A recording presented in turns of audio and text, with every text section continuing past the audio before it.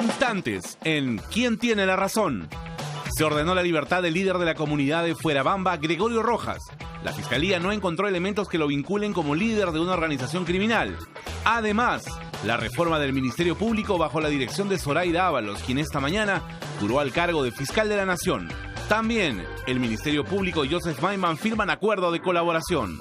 Así comienza ¿Quién tiene la razón? Con Patricia del Río.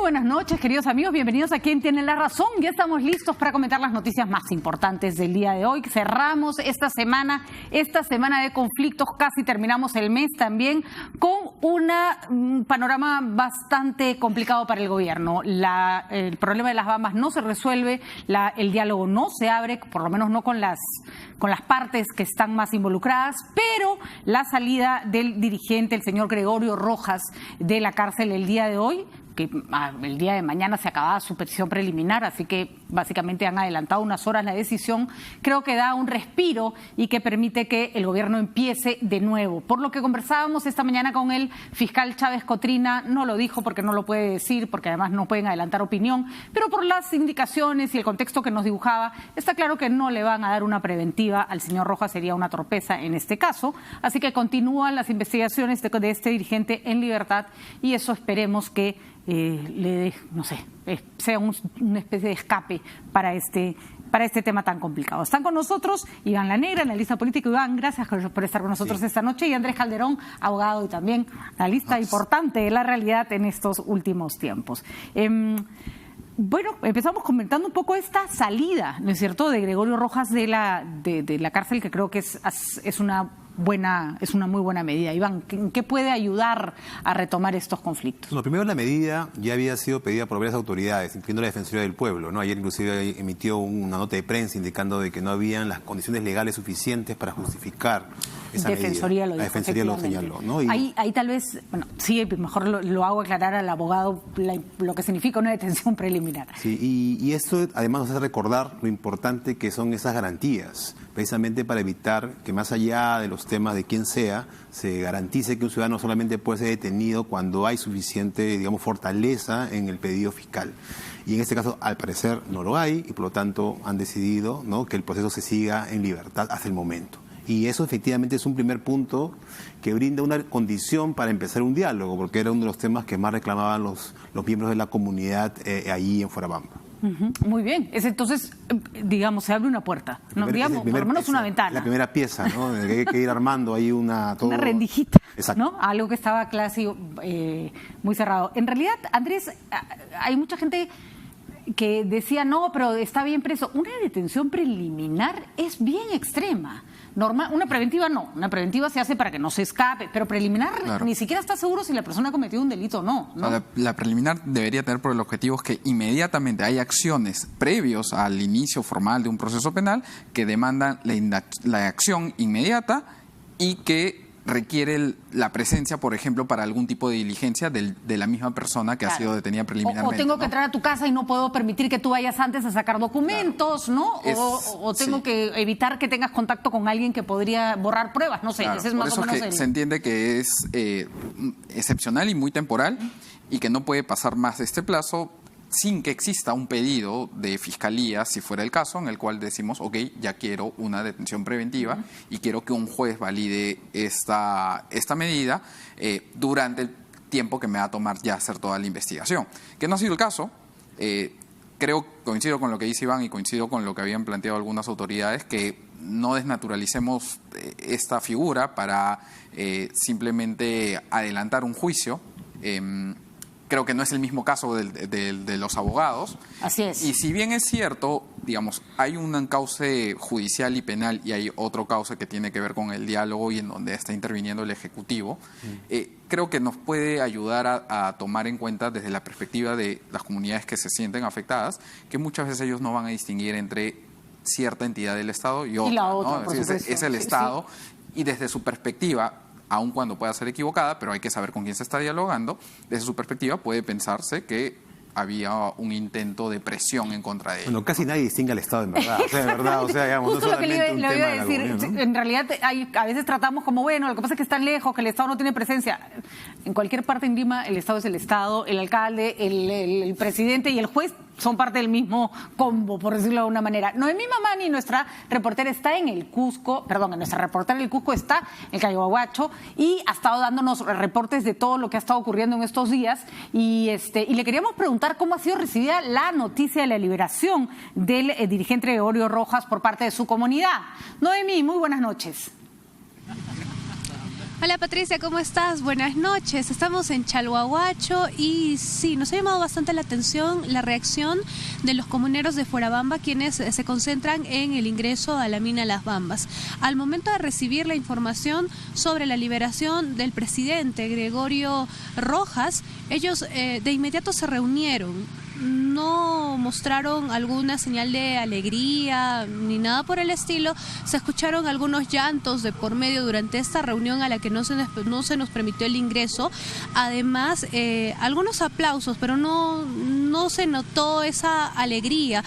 Al finalizar esta reunión, ellos se retiraron de este lugar y lo único que señalaron es que ellos no iban a celebrar porque lo que están solicitando es además la liberación de los asesores legales, los hermanos Chávez.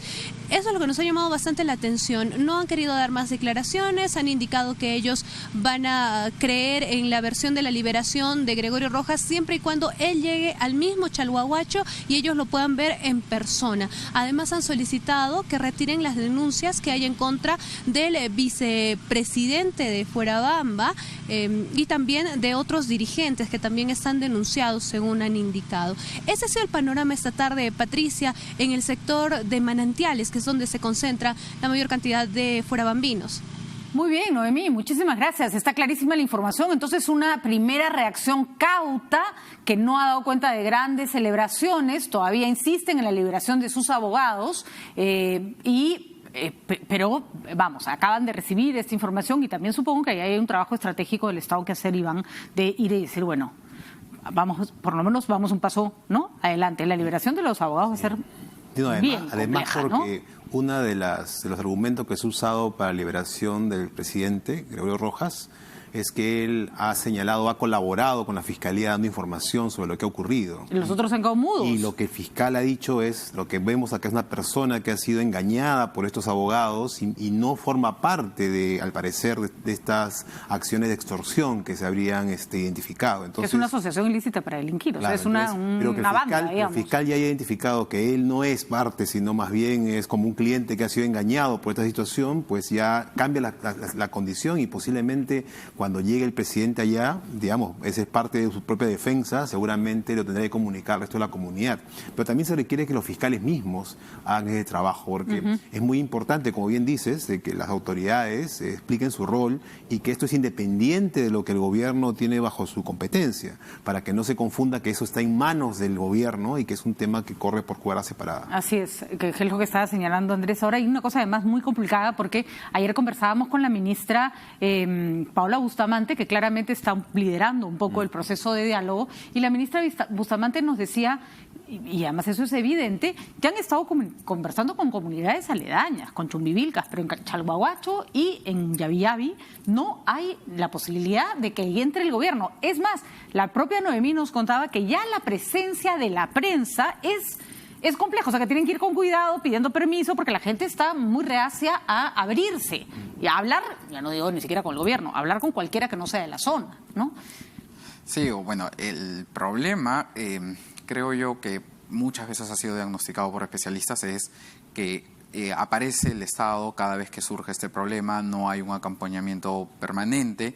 Tú creo que además mostrabas muy bien en tu columna de esta semana, Patricia, cómo hay ciertos tratos condescendientes con las personas que tienen algún reclamo que les generan desconfianza, ¿no? O sea, que decirles, ¿no? Decirles, oye, te estoy dando, pero ¿de qué te quejas si te estoy dando tales cosas?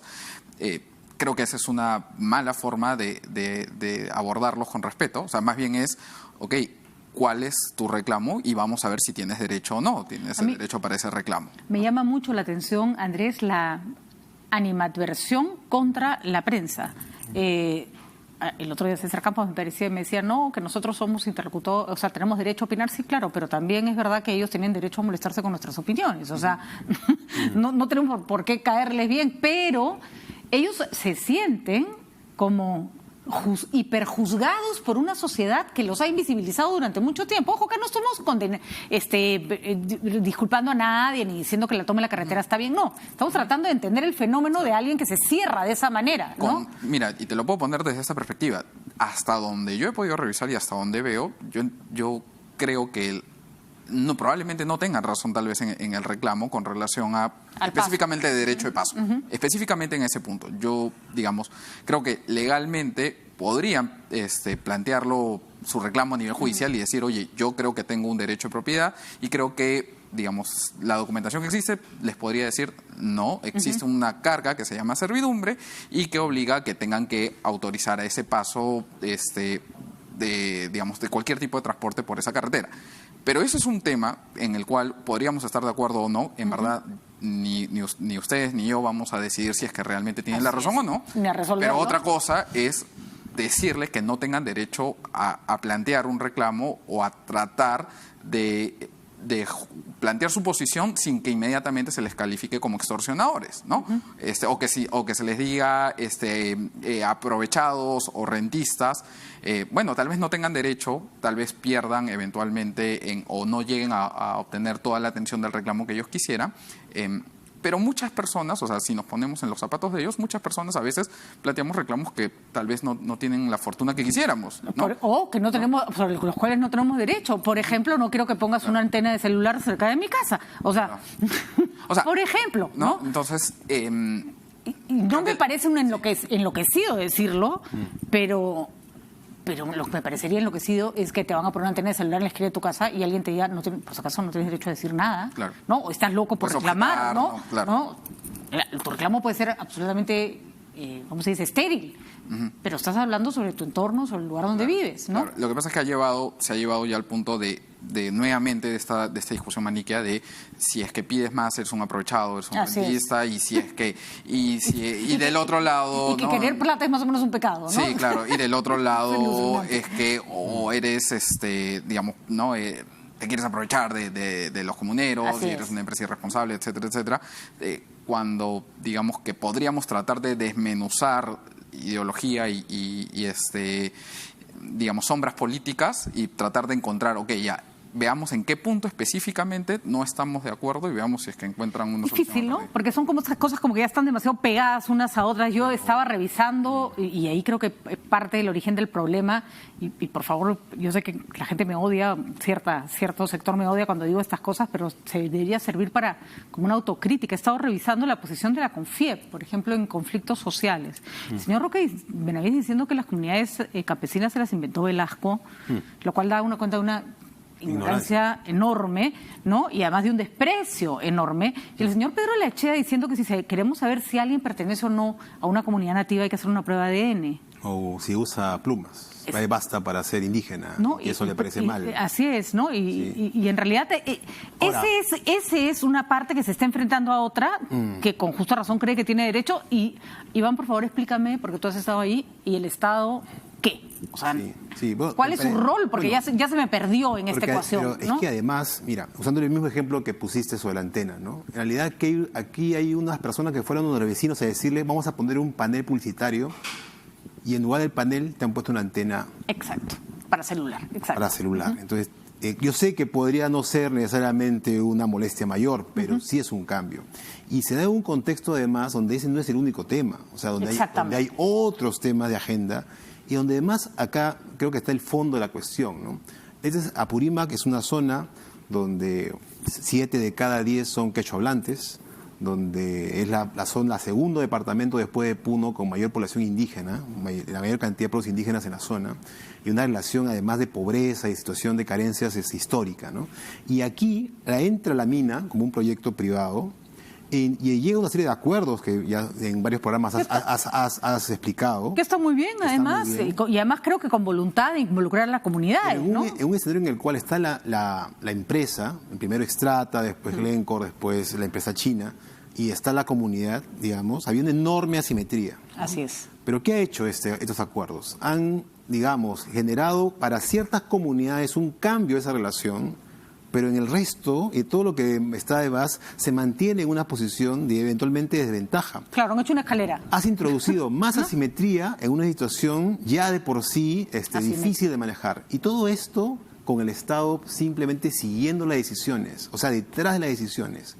La carretera no es un proyecto vinculado con una planificación de la viabilidad en el país, es un proyecto que surge detrás, siguiendo el proyecto minero. Es terrible porque lo que le estás diciendo a esas personas, y repito, porque hay que repetir todo 20 veces para que a uno no lo malinterpreten. Está muy bien la minería y está muy bien hacer infraestructura para que la minería funcione.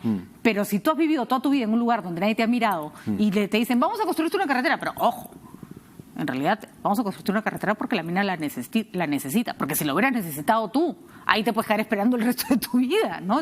Muy duro. Y además, ¿no? y además diciendo que, digamos, en ese contexto, todas estas instituciones ordinarias del derecho terminan siendo muy limitadas. Así es. Por esa razón, hace mucho que se ha hablado de que se tiene que construir otras instituciones y otras reglas para poder enfrentar, digamos, situaciones en las cuales nuestros ciudadanos son distintos.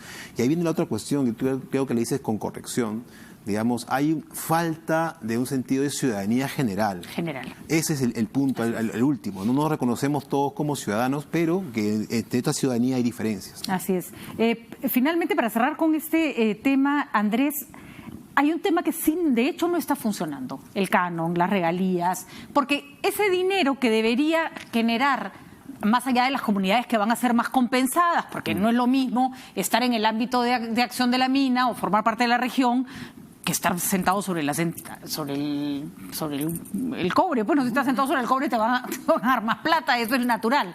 Pero si es que este dinero el Estado lograra traducirlo en una inversión que mejore las condiciones de vida de toda la región o de la región minera por lo pronto, esta sería otra historia. La descentralización finalmente... Hay varios problemas que están ahí, solamente voy a enfocarme tal vez en uno. Iván creo que planteaba allí una especie de responsabilidad en la desigualdad que se puede haber generado entre distintas localidades que de alguna manera están en la zona de impacto o en zonas aledañas a un proyecto minero. Y ahí, si decimos de quién es la responsabilidad, ¿es responsabilidad de la empresa, es responsabilidad del Estado? A ver, yo creo que es muy difícil tratar de suplir un bien público, como pueden ser servicios públicos, como pueden ser carreteras, como puede ser habilitación urbana, y decir que una empresa se encargue de todo eso. En teoría, la empresa, como cualquiera de nosotros, para eso, digamos, y con dolor de nuestros bolsillos, los que ganamos poco y los que pueden hacerlo de mejor forma, ¿no? En marzo y abril pagamos nuestros tributos, lo digo casi como queja, ¿no? Pero yo me quejo. Pero hacemos eso porque entendemos que luego esto se va a repartir. Existe el canon con relación a actividades extractivas. Lamentablemente, en la descentralización, los gobiernos regionales no han estado en capacidad de poder hacer un gasto eficiente de estos recursos, pero no un gasto cercano, y ¿sabes? Aquí hay algo que sí se ha ido diagnosticando. Me acuerdo de un estudio que hizo esta ONG en la que yo apoyo, Asociación de Contribuyentes del Perú, con relación con Perupetro. El canon que tienen que gastarse a nivel del norte era sorprendente, como por ejemplo a nivel de Tumbes y Piura los niveles de ejecución eran bajísimos a pesar de que eran los que más recibían de canon petrolero.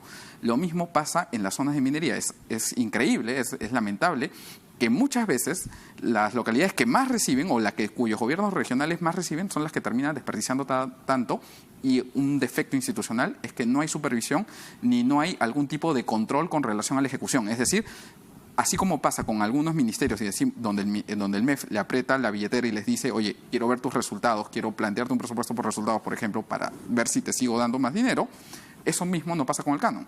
No hay un efectivo control del uso del canon que realizan los distintos niveles de gobierno. El problema no es una sorpresa, ¿no? Mira, con todo el dinero que hay para la reconstrucción, todo lo que se ha demorado para hacer las obras. Y estamos hablando de técnicos, estamos hablando de gente acostumbrada a hacer presupuestos, estamos hablando de personas que han tenido expertise en el pago, en el manejo de grandes proyectos. O sea, esto no es una subestimación de las personas que viven en las comunidades. Pero imagínense, nunca has tenido plata ni para hacer un puente, ¿no? de madera. Y te tienen encima 7 millones de soles mensuales y...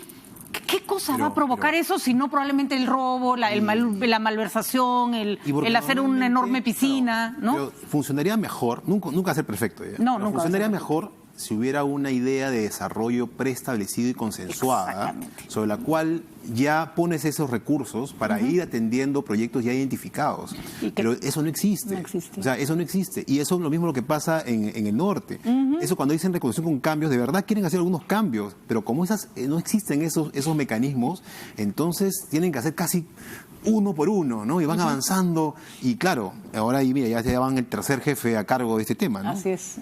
Y bueno, y la verdad es que bajo las mismas reglas, el mismo modelo y básicamente las mismas cosas, no sé cómo esperan resultados distintos. O sea, con cambiar a la cabeza no se va a lograr resultados distintos. Pero ahí hay un tema de reforma que sí el gobierno podría tomar y decir, mira, esto no puede volver a pasar, ¿no? Tenemos que corregir, identificar estos problemas y plantear las reformas para atenderlos. Yo creo que la reforma política y la reforma del sistema de justicia que estamos empujando, una reforma del Estado en este sentido es más que, o sea, darnos cuenta las reglas que establecimos no sirven.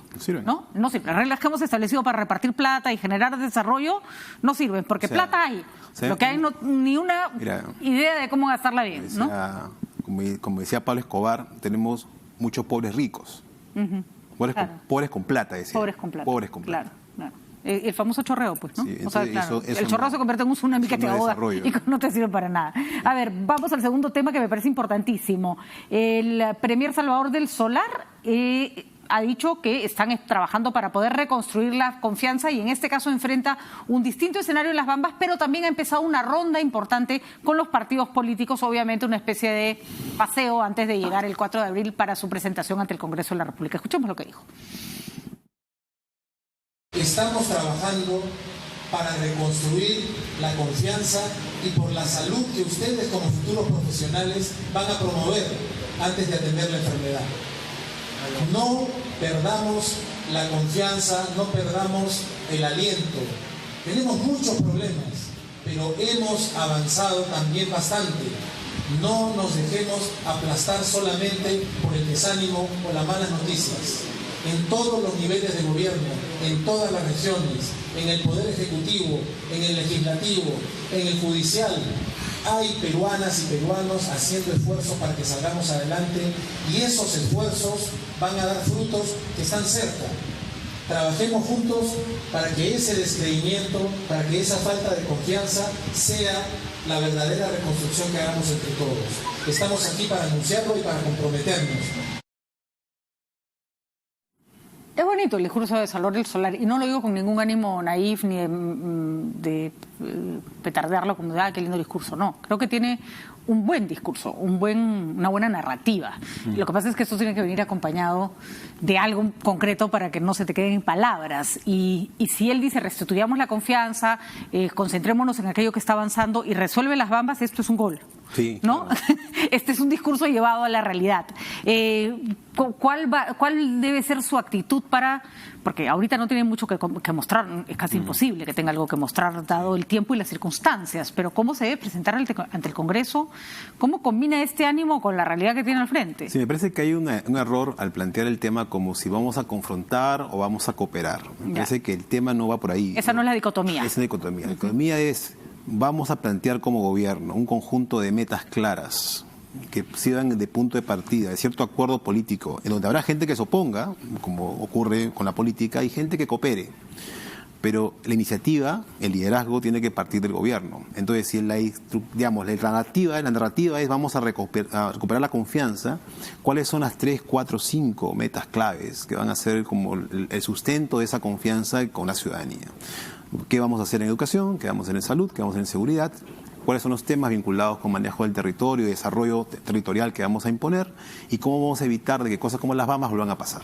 Entonces, Si eso se plantea en un conjunto de metas claras en el discurso que se va a hacer el 4 de abril, me parece que ahí podría haber un punto de partida para darle como dices tú, aterrizar este discurso, esa narrativa y en cosas más concretas, ¿no? Uno de los retos que tiene Salvador del Solar, Andrés, es que no se le agote en el discurso frente al Congreso el tema, o sea, mejor dicho, que el discurso no se quede en las bambas, ¿no? Porque va a ser meterle demasiada atención y demasiado reflector a un conflicto cuando en realidad lo que tiene que presentar es un plan de trabajo. ¿Qué otros aspectos debiera tocar para que, ojo que yo creo que la presentación de Salvador del Solar no es ante el Congreso, es ante el país. O sea, la gente está esperando así a ver qué cosa dice. Los congresistas ya sabemos que van a opinar, digan lo que digan, van a salir todos con el mismo discurso de siempre. ¿Qué tiene que hacer para impresionar un poco, ¿no? Para sentir que el jinete es nuevo, ¿no? O sea, creo que cuando dices el jinete nuevo justamente se le pone una carga adicional, porque cierto es que tiene una especie de tarea pendiente, que es que el Ejecutivo recibió de la Comisión de Alto Nivel el tema de reforma política. El Ejecutivo ha planteado iniciativas de reforma del sistema de justicia que todavía no han sido aprobadas a nivel legislativo, y entonces, por lo menos, hay una expectativa probablemente ciudadana de decir, ok, quiero que se materialice esto, pues, o sea, ya voté por tu referéndum, ¿qué sigue?, ¿no? Y hay una parte allí en donde seguramente va a tener que aprovechar aquellas voces que han salido en el Congreso diciendo, oye, sí queremos avanzar en la reforma política, no queremos petardear la iniciativa del Ejecutivo y, ok, tratar de que esto se cumpla. O sea, invitar ahí el Congreso. Ahí tal vez puede haber un discurso de colaboremos, trabajemos juntos, nos presentamos para exponer las propuestas que ya ha planteado el Ejecutivo. Y hay un segundo tema que probablemente tenga que ver con toda la agenda que estaba previo al inicio de las propuestas de reforma del sistema político y del sistema judicial, que tiene que ver con temas de seguridad, con temas de salud, que tiene que ver con reactivación económica, en donde va a tener que mostrar algo nuevo. O sea, porque si no, va a decir, ok, esto es un poquito más de lo que ya venía haciendo el Ejecutivo, que es lo nuevo que trae Salvador del Solar, ¿no? Y ojo que sin desmerecer en absoluto la reforma política, creo que además es un gran documento el presentado por Fernando Tuesta. Eso tiene un camino, una vía por donde va. La ciudadanía necesita algo como un poco más aterrizado, ¿no? Dicho sea de paso, ni siquiera es que en esta vía de la reforma política hayamos encontrado mucho entusiasmo, ¿no? Entonces uno diría, bueno, ahí tiene un punto, pero del que ni siquiera se ha agarrado fuertemente. Entonces necesita plantear, la gente necesita sentir que las cosas están funcionando, ¿no? Sí, claro, y que tiene que tener algún proyecto insignia, digamos, alguna iniciativa relevante que juegue bien con los intereses de la población, que digo, o sea, lo que uno siente más cercano.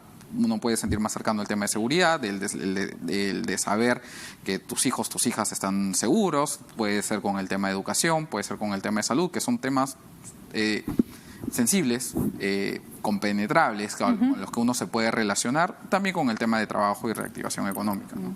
Y me hace, o sea, yo sé que parece un tema panfletario, dirán algunos, o demasiado específico, pero el tema de la violencia contra la mujer... A mí me parece increíble que no se convierta en una bandera más universal y que siga siendo un nicho de mujeres o personas que peleamos por ese asunto, cuando hemos tenido una violación de 7 personas a una mujer con discapacidad y otra vez 8 sujetos que violan a 2 menores de edad en Puente Piedra, con lo cual además, ojo, creo que estamos viendo un efecto espejo, un efecto rebote. Violación masiva un día, violación masiva la semana siguiente. Es extraño, porque eso siempre se le deja como al Ministerio de la Mujer, ¿no? Como las señoras del MIDIS y del Ministerio de Salud que se encarguen. Sí, es un tema que hace tiempo se dijo iba a merecer una política multisectorial que iba a involucrar a varias instituciones del Estado y que iba a ser liderada por el más alto nivel dentro del gobierno, ¿no? Pero es cierto que las iniciativas sectoriales siguen ahí, pero todo ese otro elemento de la acción conjunta del Estado sigue pendiente, ¿no? Y la gente no lo siente, porque al final, digamos, tú tienes por un lado, me parece que una mayor conciencia pública del problema. Me parece que se ha visibilizado más el problema. Hay más gente, digamos, que entiende por dónde van las cosas. pero luego dice, ya, ¿y ahora qué hago? O sea, ha mejorado la capacidad de atención de los servicios de mujer, ha mejorado la capacidad de fiscalización. Por ejemplo, todo este tema de los hostales que se han mencionado, o sea, seguimos teniendo problemas serios con las municipalidades para hacer algo tan sencillo como controlar de que no dejen entrar a menores a un hostal sin, digamos, sin todas las debidas cuestiones legales que eso corresponde. Y además, digamos, ¿no? Ese tema que hemos visto también implica a veces la acción de la policía y de las autoridades, que terminan a veces revictimizando a las personas que han sido objeto de estos delitos, ¿no? La víctima de estos delitos. Entonces ahí tienes un campo que puedes construir una narrativa muy potente. Así es. Pero tienes que ponerle ahí, como se dice, ya los recursos concretos que digan, ya, estas son las 3 o 4 cosas que vamos a hacer. Yo creo, Andrés, además, es como darle la vuelta a este tema de género al que le tienen tanto miedo, ¿no? Porque a mí me da la verdad la cobardía con no enfrentar el asunto del género, es un poco desesperante, sí, claro. ¿no? Dice la palabra género y todos salen disparados. Pero ya, hasta sin mencionar la palabra género, ¿quién podría estar en contra de que el Estado se ponga súper fuerte y coja como tema de bandera el hecho de que no violen en masa a las mujeres? O sea, no estamos... a mujeres con discapacidad, además, ¿no? O sea, ya estamos hablando de niveles de violencia en los que no se puede dejar... Entonces, a mí me da horror, y además esto es culpa de los medios, nos incluimos, que Johnny Lescano y su acoso sexual hayan tenido más portadas durante más días, que no he visto una sola portada por estos casos de violación, o sí, un par por ahí, pero la desproporción, ¿no? Sin duda. Creo que la oportunidad de hacer de este tema un tema de Estado, un tema de relevancia, es preciso no solamente por la mayor sensibilidad y el mayor conocimiento que tenemos sobre este tema, sino que además creo que cuentan hoy en el Consejo de Ministros con la oportunidad de crear un discurso que es creíble, que es comprometido. Empezaron con una buena señal, que era lograr la equidad. La paridad del gabinete, que está muy bien, muy bien. Tienen a una ministra de la mujer que conoce el tema, que además tiene un buen discurso político, ¿no? que puede impulsar esto.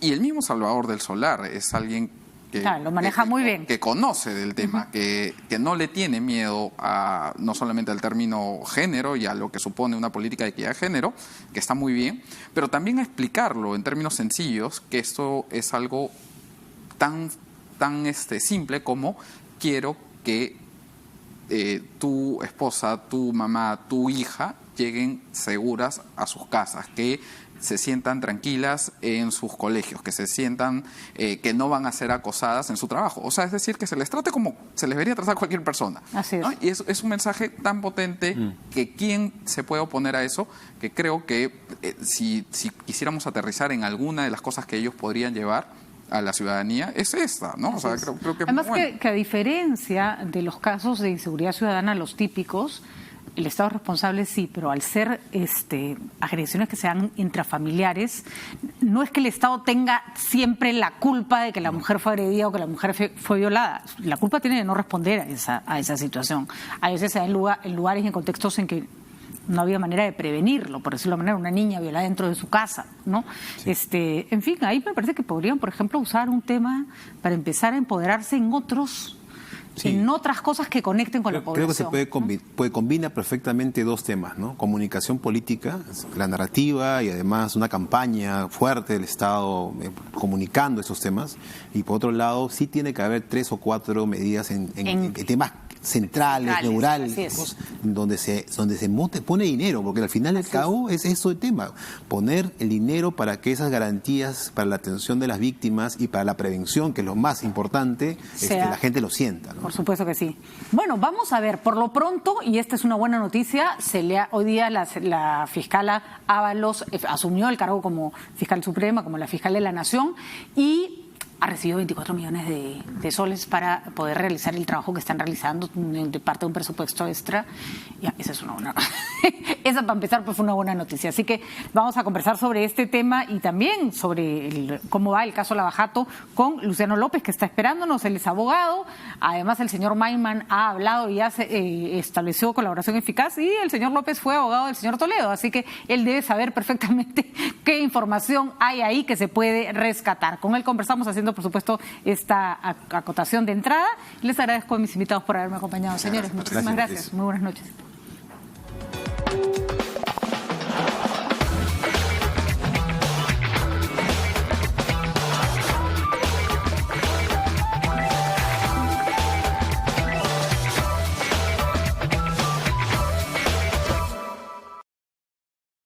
El set se complica para Perú y el entrenador pide tiempo. Tranquilo. Doctor, vas bien, pero anticípate más y declara tus impuestos como independiente. Chef, quiero ver tu salto emprendedor. Armando y cumpliendo. Empresa grande, ¿se puede dar la talla? ¡Sí, se puede! Vamos, señores, que este partido lo ganamos todos. ¡A la UNP! ¡Perú! Somos un mismo equipo. Aportemos lo que nos corresponde. Independientes, gran empresa y emprendedores. Declara y paga renta 2018. SUNAT. El Perú primero. ¿Piel reseca, manchas, arrugas, acné, caída del cabello? Luce una piel hermosa y un cabello totalmente saludable en Iderma Capilar. Iderma Capilar es el mejor centro especializado en dermatología láser y trasplante capilar robótico del Perú. Te garantizamos una excelente experiencia y los mejores resultados. Así como yo, tú también confía en Iderma Capilar. Consultas al 444-3884 o al www.idermacapilar.com.pe. Iderma Capilar, descubre el poder de tu belleza. Otro año, lleno de retos y trabajo. Ha sido duro, pero el negocio va quedando listo para la campaña. Porque con tal de sacar adelante a mi familia, todo este esfuerzo vale la pena. Y en mi camino siempre está Caja Arequipa, que me acompaña y me da un crédito al toque para poder estar preparada para la campaña escolar. Y a mis clientes también, para que puedan afrontar sus gastos escolares con tranquilidad. Sabemos por qué chambeas. Caja Arequipa, impulsando tu bienestar. Después de una gira exitosa, llega a Lima por primera vez la exposición cultural alternativa que te introduce a la obra magistral de Quino, El Mundo Según Mafalda, desde el 15 de marzo hasta el 14 de abril en el Jockey Plaza. El recorrido invita a grandes y chicos a sumergirse en un periodo de la historia de la niña más popular de Argentina. Compra ya tus entradas en Teletique de Bonimetro desde 17 soles, capacidad limitada, una experiencia de Nardos Producciones. Radio Oxígeno presenta por primera vez en el Perú J.R. Richards, la voz original de Dishwater. Este viernes 29 de marzo en Barranco Arena. Llega a Lima el sonido de toda una generación. Compra tu entrada en Plaza Bea y Vivanda. Licenciado por Updike. Produce Audio Factory. Radio Oxígeno.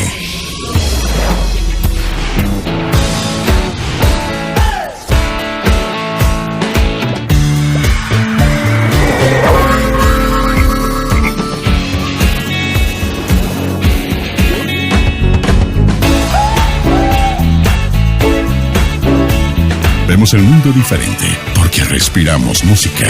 Radio Oxígeno, clásicos del rock and pop.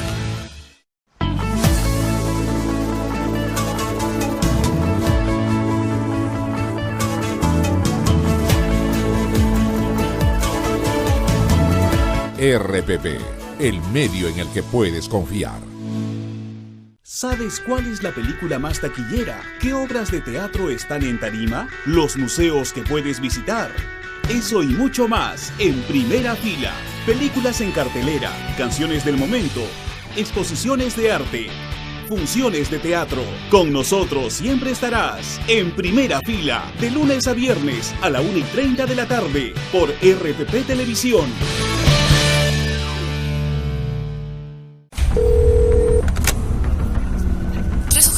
Nos están asaltando.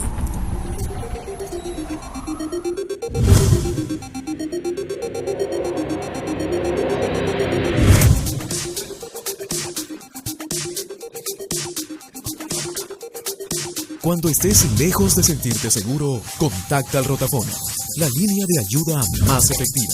Llámanos al 438-8008. Contáctanos a nuestro WhatsApp 951-431-013 o encuéntranos en Facebook y Twitter usando el hashtag Rotafono.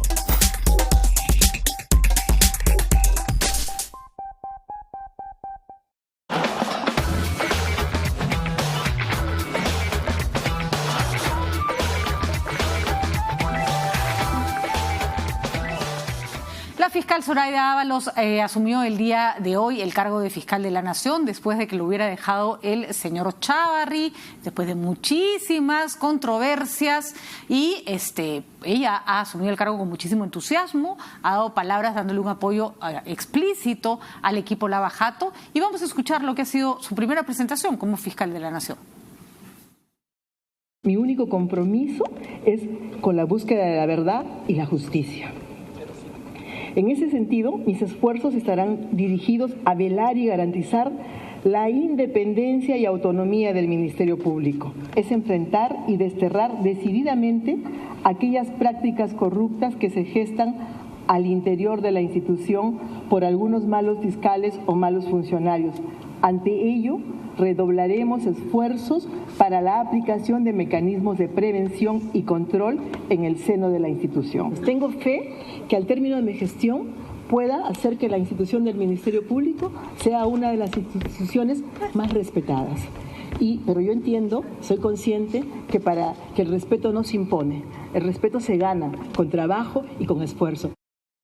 Tremenda carga que tiene la señora Ábalos, no solo porque tiene entre sus manos uno de los casos de corrupción más complejos que tiene que resolver la Fiscalía, sino porque su predecesor no le dejó buena prensa. Entonces, la expectativa sobre ella es enorme. Luciano López está con nosotros, él es abogado, además comentarista y analista político, y nos va a ayudar a comprender un poco este gran reto que asume la señora Ábalos el día de hoy.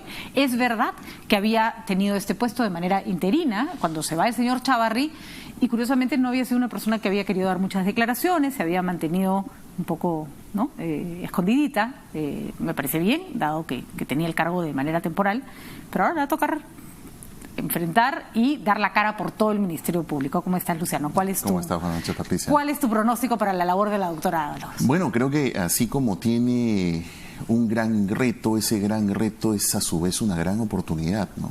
Porque tiene en sus manos el Ministerio Público uno de los grandes casos de corrupción de este país. Creo que respaldar al equipo Lava Jato y todas las investigaciones que están por venir, creo que más bien puede ser la gran oportunidad como para poder reflotar y crear esa imagen esperanzadora que todos necesitamos del Ministerio Público. Sin embargo, sí, al menos de su discurso, más allá de las frases esperanzadoras, rescato dos cuestiones en concreto, ¿no? La primera, que ella va a plantear un proyecto de ley, anuncia para reformar la ley de la carrera fiscal relacionada al tema de la prescripción de las quejas para que no se genere esta suerte de manto de impunidad, como ella misma lo ha dicho en su discurso. Y lo segundo, me pareció bien interesante ese anuncio de un software forense transcriptor de audios, ¿no? Que creo que para estas investigaciones y para, además, porque muchos de estos destapes tienen que ver justamente con grabaciones, ¿no? Entonces, lo voy a pedir prestado para desgrabar entrevistas. Ese es el sueño de todo periodista, hacer una entrevista y que haya un software que te la escribe todita. Sí, la ausencia que veo, y que eso tiene que ver además con estos proyectos de ley del Ejecutivo, para mí, unos parches al tema de la reforma judicial que debiese ser más integral, es que el Ministerio Público necesita a gritos discutir con urgencia una nueva ley orgánica del Ministerio Público. Creo que justamente los problemas que se han tenido es porque estamos hablando de una ley bastante antigua, es del año 81 o 82, si no me falla la memoria, con muchos parches, y que tiene el gran problema de que todo está en cabeza de una Junta de Fiscales Supremos que es un petit comité. Y que justamente con el caso del señor Chávarri, el gran problema era que ante la ausencia de un Consejo Nacional de Magistratura, que en su momento además estuvo tomado y luego suspendido, entonces no había forma de cómo destrabar el asunto. Entonces, es más, incluso ahora que ella estaba interina y que se le ha elegido, todos estábamos con los nervios de punta, ¿no? Diciendo, pero ellos tienen 3 votos, porque hay justamente 3 fiscales supremos que están cuestionados, entre ellos el señor Chávarri. Claro, que era además dificilísimo, pero no se podía hacer de otra manera, que ellos fueran una suerte de juez y parte de la situación, ¿no? Por supuesto. Entonces, creo que todas estas malas experiencias sirven como para pensar justamente, aprovechar y debatir una reforma del Ministerio Público mucho más integral, que sea acorde con una visión más sistémica de lo que son los servicios de justicia, y que en el caso del Ministerio Público se requiere pues a gritos, ¿no? Creo que en todo caso eso es lo que no noté de su discurso, pero en todo caso creo que recién empieza, no es tarde, creo que recién ella está iniciando su periodo y habrá tiempo para abordar las investigaciones y a su vez para hablar de las reformas estructurales que necesita su institución. Los distintos fiscales con los que hemos ido conversando que han llevado casos complejos, el fiscal que llevó el caso contra Félix Moreno en el Callao, la fiscal que llevó el caso contra el traficante de tierra, se me acaba de ir el nombre, el que se peleaba con Tocho. Orellana. Los mismos fiscales del caso Lavajato. La constante es que trabajan absolutamente sobrepasados, sin capacidad, que son casos complejos en los que ellos están solos frente a 4 o 5 abogados a veces. Es para empezar, hay un equipo con muchas ganas, pero las ganas no alcanzan. Por supuesto. ¿No?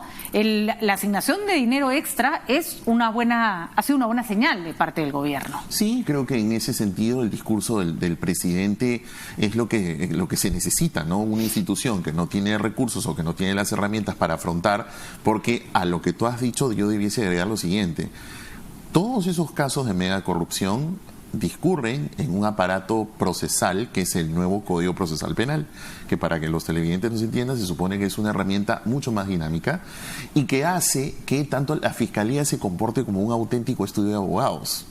Entonces, si no tiene ni los recursos ni la capacidad de personal y logística para comportarse como tal, pues entonces todos estamos a merced de que esos casos se caigan. Claro, y si te toca una fiscal superior o un fiscal de la nación que no te apoya, es terrible. Por supuesto, el fiscal que es lo que pasó con el caso del señor Chavarri. Así es.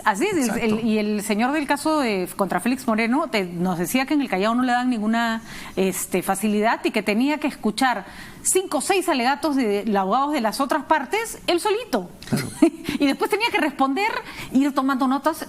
Le puedo dar casi un surmenage al pobre hombre. Y te cuento más. Además, lo que litigamos sabemos que cada vez que va el Ministerio Público a una audiencia, tiene que ir con toda su carpeta. Tú te imaginas, y yo lo he visto en audiencias, el señor representante del Ministerio Público con 50 tomos en la audiencia.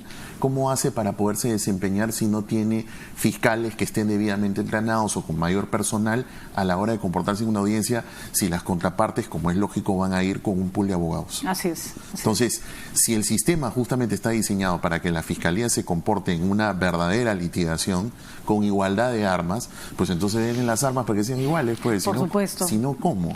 ¿Y los recursos para cuándo? ¿No? O sea, bueno, al menos el presidente ha dicho hoy día que va a darles los recursos, que así sea, porque el reto que se tiene hoy y el que está por venir con todas las delaciones, todos estos acuerdos de colaboración eficaz, que es la herramienta indispensable para desbaratar las organizaciones y obtener la verdad, pues es justamente lo que va a retar a la Fiscalía. Y también tenemos que tener claro que tenemos esta suerte como de fiscales premium, que son los que están viendo los casos más complejos, pero todavía hay una masa de fiscales que, no voy a decir que transcurren en la ilegalidad, pero cuyas capacidades son francamente cuestionables. Tenemos, por ejemplo, el caso del señor Mamani, que la fiscal lo quiere declarar un caso complejo.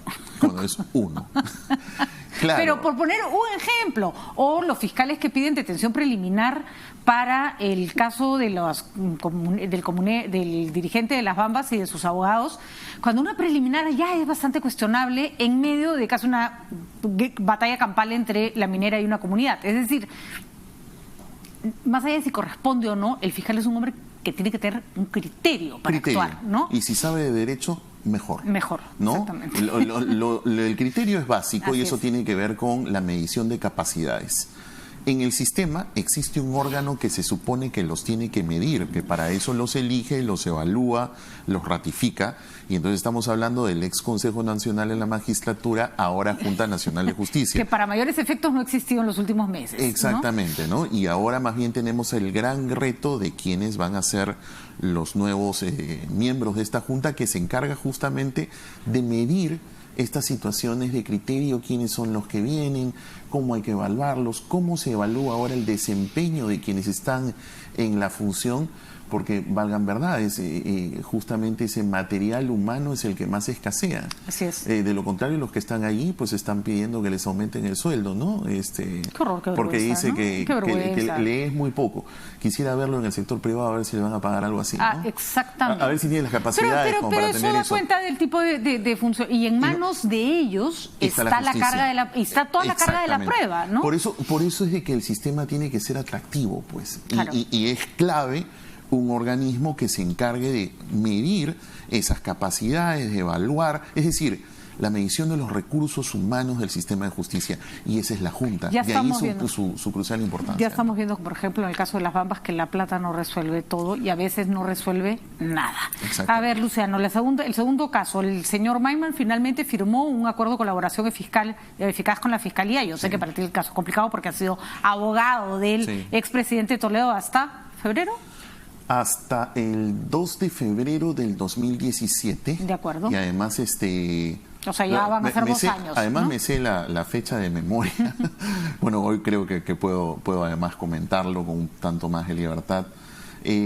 Fue la fecha en la que además tomamos conocimiento de este tema de los famosos 20 millones. Ya, que ustedes dijeron, hasta aquí llegamos. En ese momento, nosotros los socios en el estudio Vallarrisa, lo que decidimos en ese momento fue, bueno, nosotros tenemos este asunto, no lo vamos a seguir viendo, porque si además era evidente en ese momento que el primero que iba a acogerse a la colaboración, y además nosotros éticamente dijimos hasta acá nomás, era el señor Maiman, y es lo que ha pasado con el tiempo, porque era evidente, ¿no? Ahora, nos gustaría que les explicaras al público la importancia de Maiman en esta ecuación, porque a Toledo se le acusa de lavado de activos y a diferencia de los otros casos, en él parecieran estar todos los elementos presentes, ¿no?